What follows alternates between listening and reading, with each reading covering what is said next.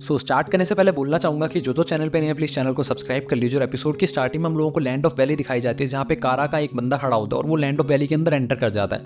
वहीं दूसरी तरफ हम लोगों को दिखाया जाता है कि बोरुटो अपने शुरिकेन जुत्सु की प्रैक्टिस कर रहा होता है और उससे टारगेट को हिट कर रहा होता है। तभी उसका जो एक शुरिकेन होता है वो टारगेट को हिट करके उसको पार करके बल्कि एक पत्थर पर टच कर जाता है और पत्थर के अंदर भी छेद कर देता है। तो बोरुटो बोलता मैं इतना पावरफुल कब से हो गया। तो वहाँ पे सास के आधार बोलता आज तो तुम अपने आप ट्रेनिंग कर रहे हो, वाओ तुमने मुझे इंप्रेस कर दिया। तो बोरुटो बोलता वो सब छोड़ो, आपको जो शोजोजी ने डिटेल दी थी उसके बारे में कुछ आपको पता चला, वो ऑर्गेनाइजेशन कारा वगैरह बारे में आपको कुछ पता चला। तो सास्के बोलता हाँ पता चला भी, तो तुम्हें क्या करना है, तुम्हें क्या मतलब उससे। तो बोरुटो बोलता है मतलब क्या, हम लोग ऐसे खाली हाथ थोड़ी बैठ सकते हैं, हम लोगों को कुछ ना कुछ तो करना ही होगा, उस ऑर्गेनाइजेशन को ढूंढना होगा। तो सास्के बोलता हम लोग धीरे धीरे उसके बारे में रिसर्च कर रहे हैं, तुम्हें जल्दी किस चीज़ की है। तो बोरुटो बोलता दरअसल मुझे ये जो वियर्ड सा मार्क है मेरे हाथ पे उसके बारे में सब कुछ जानना है, मैं रह नहीं सकता, मुझे इसके बारे में सब कुछ जानना है। तो सास्के बोलता हम लोग ऐसी एनिमी की टेरिटरी के अंदर नहीं घुस सकते, हम लोगों को धीरे धीरे रिसर्च बढ़ानी होगी वरना हम लोगों की जान को खतरा होगा। और अभी जो तुम्हारे लिए काम है वो सबसे बड़ा काम यही है कि तुम अच्छे शिनोबी बनो और सारे मिशन को सक्सेसफुली करो। और तुम्हारे लिए जो टाइम है वो बहुत ज़्यादा इंपॉर्टेंट है, तुम्हें लोगों से एक्सपीरियंस लेना चाहिए और नई नई चीज़ें सीखनी चाहिए। तो बोरुटो बोलता आप मुझे सिर्फ यही बताने के लिए आए हो या फिर कोई ट्रेनिंग वगैरह कराने के लिए आए हो। तो सास्के उसको एक ग्लब देता है और बोलता है ये ग्लब पहन लो वरना तुम्हारा जो मार्क है वो लोगों की अटेंशन को अट्रैक्ट करेगा और फिर तुम्हारे लिए खतरनाक हो सकता है। तो बोरुटो बोलता मुझे किसी से डर नहीं लगता, जो ये मार्क देख के मुझसे फाइट करने आएगा मैं उससे फाइट करूंगा और उससे इस मार्क के बारे में सब कुछ बोल लूंगा। तो सास्के बोलता कोई बुद्धू ही होगा जो अपने ऊपर ट्रबल को लेना चाहता है, तुम पागल हो गए, चुपचाप ये पहन लो। तो सास्के की बात के मुताबिक बोरुटो वो ग्लब पहन लेता और बोलता आप मेरे टीचर हो इसलिए मैं चुपचाप पहन रहा हूँ। तो सास्के बोलता अब तुम्हें पता है ना क्या करना है। तो बोरुटो बोलता आप चिंता मत करो, मैं सारे मिशन को सक्सेसफुली कंप्लीट करूंगा। तब भी हम लोग देखते हैं उसको असाइनमेंट डेस्क से एक मिशन मिलता है और बोरुटो का मुंह लटक जाता है, बोलता है ये कैसा मिशन है। तुम लोगों को पता चलता है कि बोरुटो को जो मिशन मिला वो एक बंदे को ढूंढने का होता है जो कि लैंड ऑफ वैली के अंदर मिसिंग होता है। तो बोरुटो बोलता है हम लोगों को कोई ऐसा मिशन नहीं मिल सकता कि जिससे कि हम लोग अपनी स्किल्स को थोड़ा और ज़्यादा टेस्ट कर सकें। तो शारदा बोलती है बोरुटो सारा मिशन को इक्वली ट्रीट करना चाहिए, हर मिशन जो होता है वो इक्वली इंपॉर्टेंट होता है। तभी कानोमारू बोलता है कि जो लैंड ऑफ वैली है वो हमारे लिए अनफेमिलियर टेरिटरी है, हम लोगों को वहाँ पे ढूंढना बहुत ज़्यादा मुश्किल होगा। तो वहाँ पे एक शिनोबी आधार बोलता है इसलिए तो मुझे यहाँ पे बुलाया गया। तो हम लोग देखते हैं वो शिनोबी और कोई नहीं होता बल्कि कोनामारू का दोस्त होता है जिसका नाम होता है मुजिनो।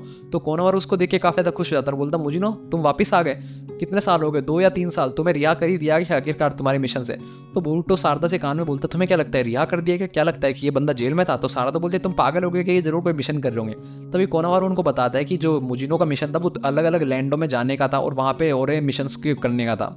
तभी वो असाइनमेंट डेस्क के लिए बताते हैं कि मिस्टर मुजिनो लैंड ऑफ वैली से बहुत ज़्यादा फेमिलियर है तो तुम्हारी हेल्प करेंगे। तो बोरुटो से हाथ मिलाते हुए बोलता है कि आपके पास बहुत सारा एक्सपीरियंस है, मैं आपसे एक्सपीरियंस लेना चाहता हूँ। तो मुजिनो बोलता है मेरे ऊपर बस कोई बटन मत बनना और चुपचाप अपना मिशन करते रहना। फिर हम लोग इतने वो लोग मिशन के लिए निकल जाते हैं। तो मिस्की उससे बोलता है कि आपका जो ये लॉन्ग टर्म मिशन था वो कैसा था, क्या मिशन था। तो मुजिनो बोलता है वो बहुत ज़्यादा बोरिंग है, मैं तुम्हें बताना नहीं चाहता। तभी शारदा बोलते हैं लेकिन हम लोग सुनना चाहते हैं। तो मुजिनो उनको रस्ते में बताता है कि जब 5 ग्रेट नेशन ने वॉर करी थी और वो लोग अलायंस में आ गए थे तो जो छोटे छोटे जो नेशन थे, छोटे छोटे जो देश थे उनके अंदर छोटी छोटी फाइटें वगैरह होने लग गई थी। और जो जैसी बड़े और हमारी जो टीम का मिशन था वो यही था इन छोटी छोटी फाइट्स को कॉन्फ्लिक्ट्स में बदलने से रोकना।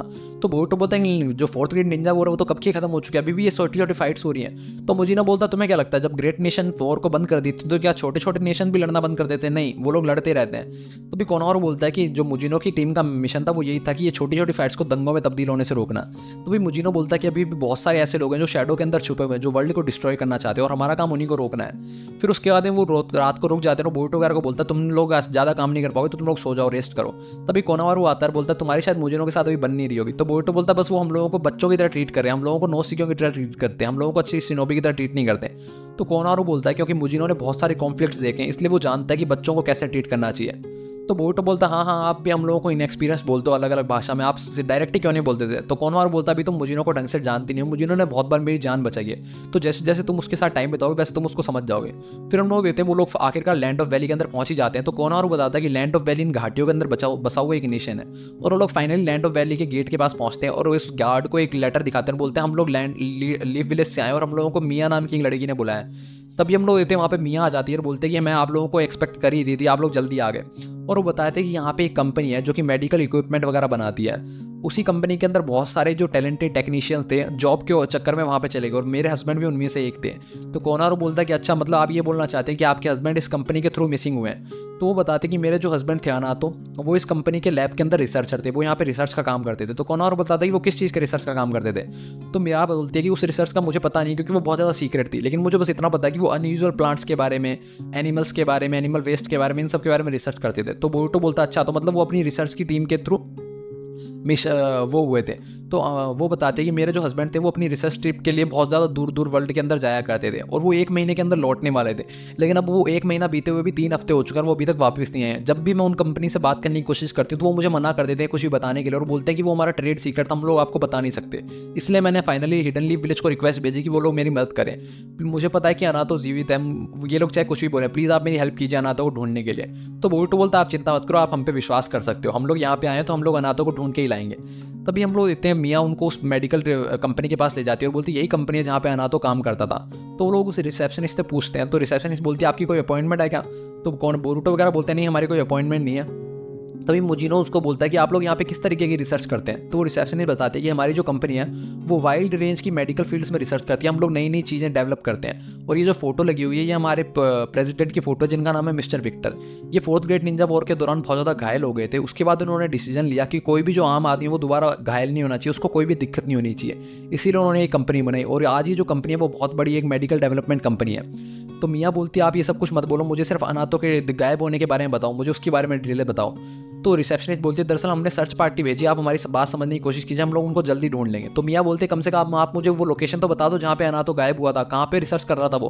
तो रिसेप्शनिस्ट बोलते हैं दरअसल ये जो सब क्लासिफाइड है हम लोग आपको बता नहीं सकते, हमारा ट्रेड सीक्रेट है। तो मियाँ बोलती है आपके ट्रेड सीक्रेट भाड़ में जाए, मुझे मतलब नहीं है, मुझे मेरे पति से मिलवाओ।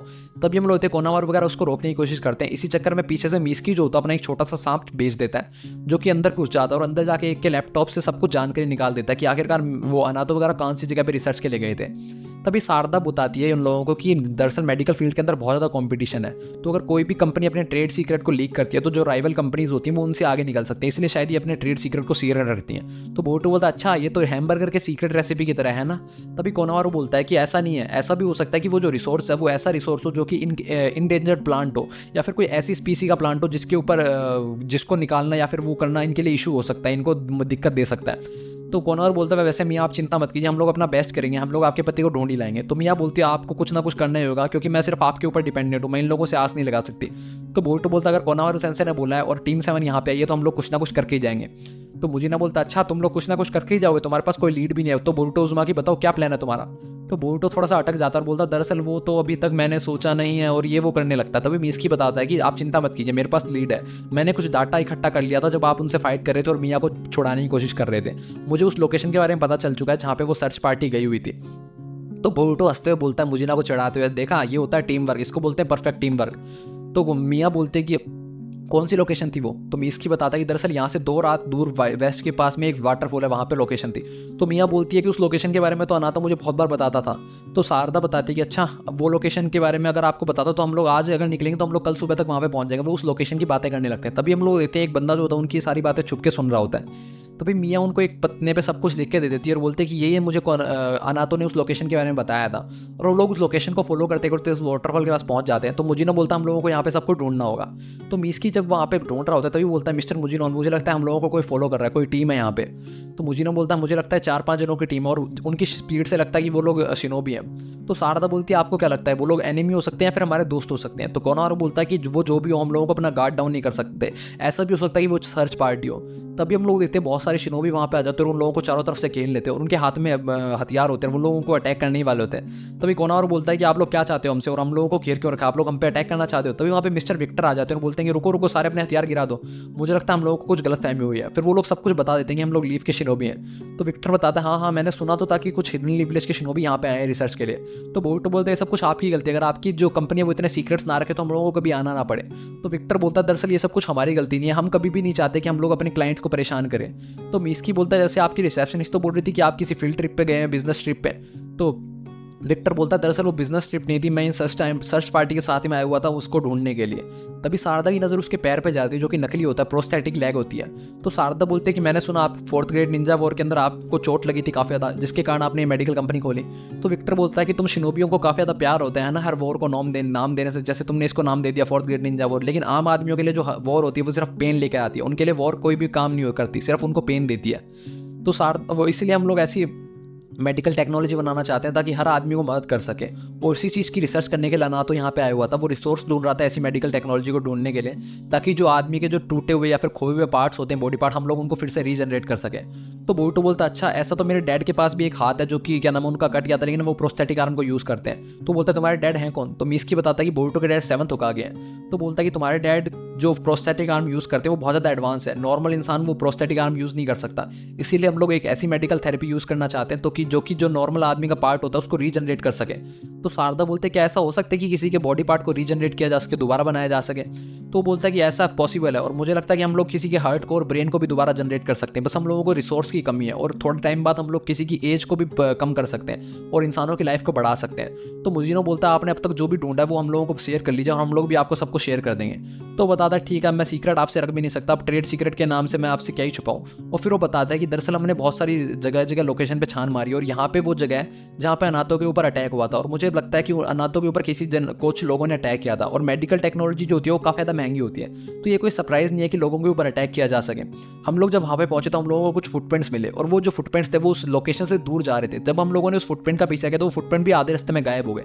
बस मैं ये सब कुछ ही जानता हूँ और इसलिए हम लोग ये सब ही ढूंढ पाए, मैंने आपसे सब कुछ शेयर कर दिया है। तो ये बोल्टो उसको वो कागज दिखाता है और बोलता है कि ये स्पॉट है जो हम लोगों को मियाँ ने बताया है जहाँ पे अनाथो आया हुआ है। तो बोलता है ठीक है, हम लोगों ने उनमें से 5 स्पॉट तो ढूंढ लिया, हम लोगों को छठे स्पॉट को ढूंढना हुआ। तभी हम लोग देते हैं वो जो वो छठे स्पॉट पे जाते हैं तो वहाँ पे बोल्टो वगैरह सब लोग ढूंढने लग जाते हैं। तो बोल्टो बोलता है कि मुझे लगता है जो मिस्टर प्रेसिडेंट है वो काफ़ी ज़्यादा अच्छा आदमी है, इसकी टांग टूटी हुई है फिर भी वो हमारे साथ मदद कर रहा है, हमारे साथ यहाँ पे ढूंढने के लिए आया हुआ है। तो मुजीनो बोलता है कि तुम्हें किसी पे भी भरोसा नहीं करना चाहिए जिससे तुम अभी भी मिले हो। तो बोल्टो बोलता है हाँ हो सकता है क्योंकि हम लोग बहुत ज़्यादा इनएक्सपीरियंस हैं, आप लोग हर जगह पे घूमे हो, लेकिन मिस्टर मुजीनो मैं आपसे एक बात बोलना चाहता हूँ, आप भी तो हमें अभी भी मिले हो, हम लोग आप पे भरोसा कैसे करें? तो मुजीनो बोलता है तुम एकदम सही बोल रहे हो, तुम्हें मेरे ऊपर भी भरोसा नहीं करना चाहिए। तो बोल्टो बोलता है हाँ हाँ ठीक है, आप इतने ज़्यादा चौड़े मत हो। फिर वो जाने लगता है। तभी हम लोग होते हैं बोल्टो एक पेड़ की जड़ से पैर अटक जाता है बोल्टो को और बोल्टो वहाँ पे गिर जाता है। वो देखता है कि हर तरफ बड़ी बड़ी जड़ें होती हैं पेड़ की। तो बोल्टो बोलते हैं सब कुछ क्या है और यहाँ पे जड़ों का जंजाल सा कैसे फैला हुआ है। तो हम लोग देखते हैं कि जो विक्टर होता है वो इस सब के बारे में शायद कुछ जानता होता है और वो बोलता है कि ये सब कुछ क्या हो रहा है और उसके पसीने आने लग जाते हैं। तभी बोल्टो को एक अजीब सी आवाज़ आती है चिल्लाने की। तो बोल्टो उसके पीछे पीछे भागता है और सारे लोग उसके पीछे भागते हैं। विक्टर उनको रोकने की कोशिश करता है लेकिन फिर भी वो चले जाते हैं। तभी उनकी नज़र पड़ती है एक आदमी के ऊपर जिसने कि विक्टर की कंपनी की शर्ट पहनी होती है। तो बोल्टो पहचान जाता है कि तो मिस्टर अनातो और बोलता है कि मिस्टर अनातो हमें मियाँ ने आपको लेने के लिए भेजा है। तभी हम लोग देखते हैं अनातो एकदम ज़ॉम्बी की तरह बिहेव कर रहा होता है और बोल्टो वगैरह पे अटैक कर देता है। तभी बीच में मुजीना आ जाता है और बोल्टो को बचा लेता है और बोलता है तुम लोग ठीक तो ना।